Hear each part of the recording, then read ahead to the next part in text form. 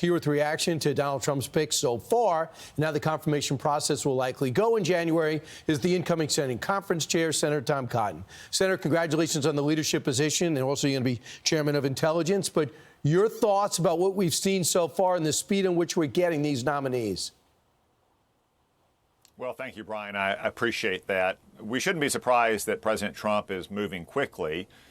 He's already been the president. He knows how to do the job. He knows the kind of people he wants on the job with him. And he campaigned on the promise to shake things up in Washington, to not just go with conventional types of selections.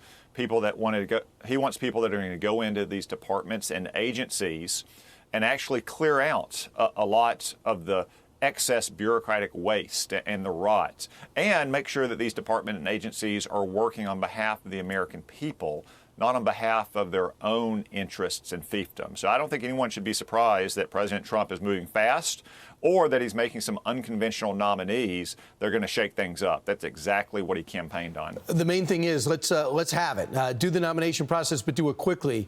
You point out that in 2009, Barack Obama set a land speed record with his confirmations. Can you do the same? Yeah, Brian, I expect us to move very promptly. The new Senate will be sworn in on January 3rd. That's 17 days before Donald Trump is inaugurated on January 20th.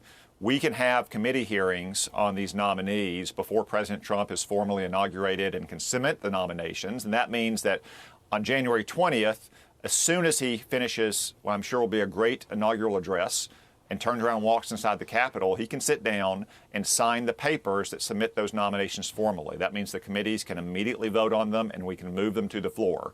In 2009, the Senate confirmed 9 of Barack Obama's cabinet nominees in just the first 48 hours.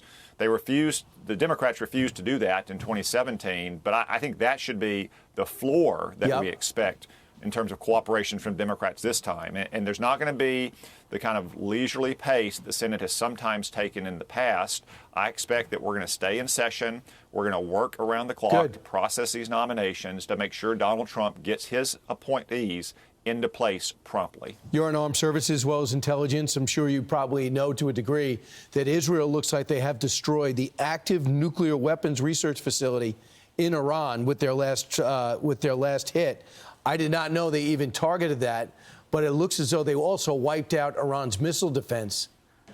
Iran is threatening to hit Israel. The president-elect is going to have to deal with this when he gets into office. What would your recommendation be? I know he's got good people around him, too, about what we should do with this unique opportunity to maybe take out this weapons program once and for all.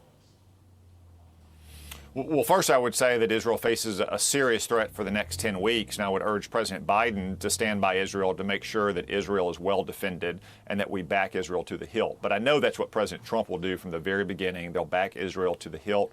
Iran is the key threat in the Middle East, not only to Israel, but to the United States. They're behind terrorist organizations like Hamas and Hezbollah, but Iran is now exposed on its flanks in the way it hasn't been for decades.